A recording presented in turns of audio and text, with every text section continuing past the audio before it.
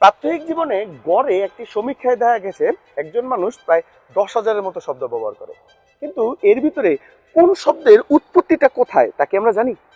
আমরা আজকের এই ভিডিওতে শিখবো জাপানি শব্দগুলা কিরকম। আমরা যেমন হচ্ছে গিয়ে কি বলি যে কারাতে জুডো হাসনা হেনা ফুল আনতে রিকশায় করে হারিকিরিতে যে সুনামিতে আক্রান্ত হলো।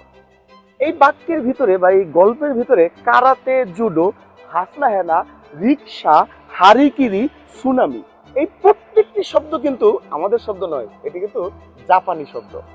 দৈনন্দিন অজান্তেই আমরা নানান শব্দের উৎপত্তি স্থল আমরা জানি না।